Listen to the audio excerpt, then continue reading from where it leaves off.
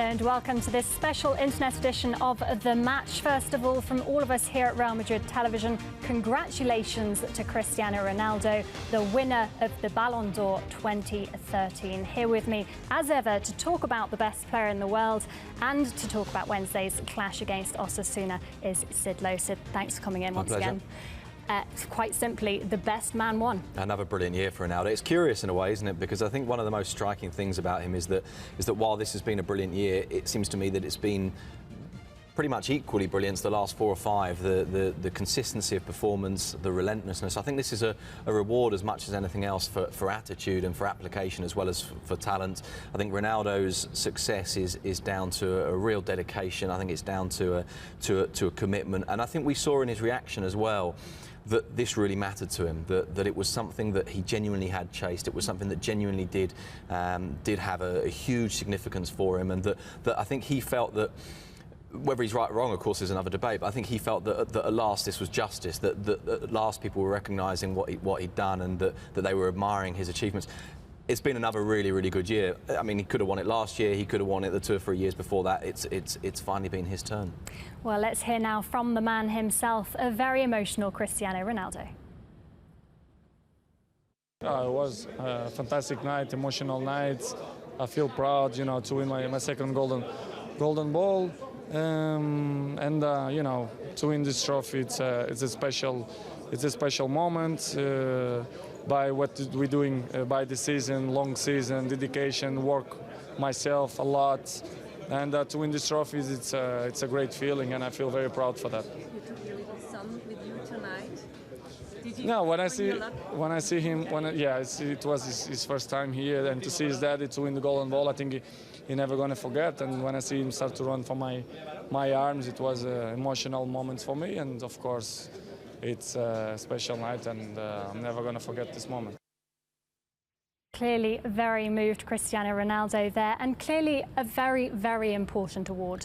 I think that was the best part about the ceremony for me, was because we have entered into a routine where at times the Ballon d'Or can become tiresome. At times some of the debates can be very circular, and they can be very argumentative, and it can become a bit unpleasant even at times. And I think it literally, just by going up there and getting the award and reacting the way that he did, I think Ronaldo made it feel right. And he made it feel right not because he behaved in the way that he should, or not because he behaved in the way that people want him to, but because he just did what he did. And you could see that on a human level, on an emotional level, this really, really mattered. And I think that was the most important thing. Not that he acted how anyone wanted him to, but that he acted how came from within, if you like. And I thought that was great, because it has felt a little bit at times that this has kind of taken over it a bit, and it was really, really nice to see basically what it meant. To some extent we saw it. I think we got a glimpse of the effort behind it, the sacrifice behind it, the determination to win it, and as he pointed out as well, of course, the first time his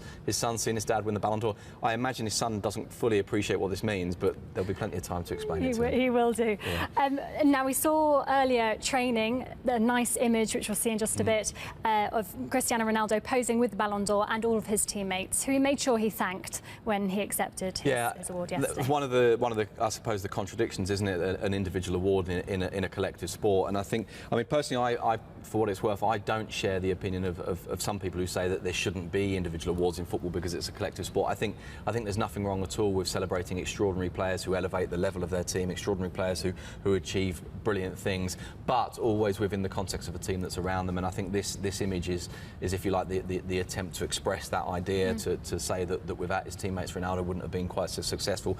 Equally, without him, of course, they wouldn't have been quite so successful. His performance has been extraordinary, and I think it's important that it's an award that he shares with his teammates, and that he recognises their role in him achieving what he's achieved.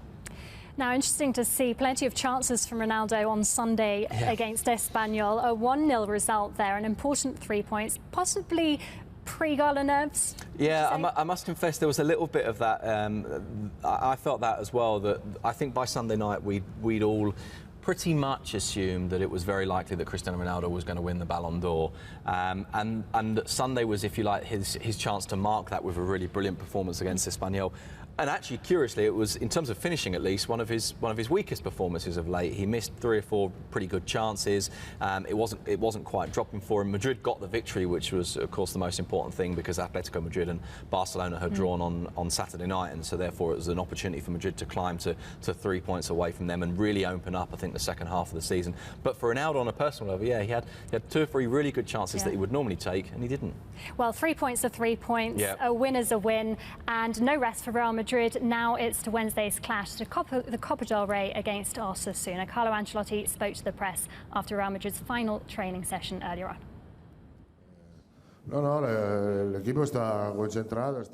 The team is focused and motivated. Everybody knows how difficult it is to play in Pamplona against Osasuna. We've had some difficulties there before. A jugar un partido muy intenso donde el equipo contrario intentará de hacer todo. We're going to play a very intense match where our opponent will try and do everything possible to win the game. We have to stay focused and play our own game and not think about the fact that we have the advantage. We have to try and win and to try and score as early as possible. Marcar el primer más pronto posible. Is 2-0 going to be enough? Yeah, I think it is, and precisely because, as Ancelotti says, a goal for Real Madrid, particularly if it comes early, I think ends the game there and then. Of course, it's plausible-ish that Osasuna could score 4, but it's really not very likely at all. If Madrid score 1, 3-0 up on aggregate with the away goal that Osasuna, of course, can't get, and then they're in an extremely strong position. Equally, you know, that early goal would put the game pretty much to bed right there. But equally, if Osasuna were to get the first goal, maybe even the second goal, and it feels like there's a tie on, Madrid still have that cushion of knowing that as soon as they score, they're very close to ending it. I think Madrid's position is very strong. They would have probably liked another goal in the first leg, 3-0, to completely kill the tie off. But I think they're very, very well positioned. If you were in Javi Gracia's shoes, you'd sat back and defended at the Bernabeu, how would you approach this second leg? I must admit, I'm not sure. I think that he will be thinking to himself that Osasuna have a chance if they attack Real Madrid and if they score first, but he'll be very, very conscious of the potential damage of that away goal. So I think we'll see an Osasuna side that attacks Madrid but does it relatively cautiously. I don't think we're going to see a side that says, right, we're 2-0 down, we need 3 goals, let's go for them. I think we'll see a side that says, right, we've got to go for them, but be careful, because as soon as they score, we're out. So I think we'll see a relatively cautious Osasuna side. I think we'll see an Osasuna side that will play conditioned by the first goal, and if they get the first goal, then we might see them go for it a bit, but if they don't get the first goal, then I think we'll see the game probably peter out. Well, we know that Marcelo and Modric haven't been called up. Let's take a look now at your starting 11. We know that Coentrão is going to play.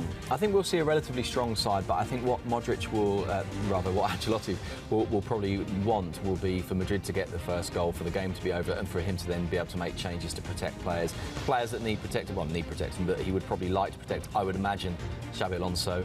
I would imagine he would probably quite like to take Ronaldo out if he can to protect him to some extent, and maybe Gareth Bale as well, not least because in the case of Bale, of course, you've got 2 other players who you can give good minutes to, Di Maria and Jesse, although Jesse could come in for Isco as happened the other day with Di Maria in that slightly deeper position. That is what I expect the team to be, given that, as you've already pointed out, Modric isn't in the squad, Marcelo's not in the squad, and it's very interesting to see Coentrão at left back. We've not seen much of him this year, and he may well have a role to play this year, but I think it will be a role coming from the bench and being a squad player rather than a starter. Thank you very much. Once again, Sid, that's all we have time for. Don't forget, Wednesday's clash kicks off at 9:30 p.m. local time. Until next time, adios.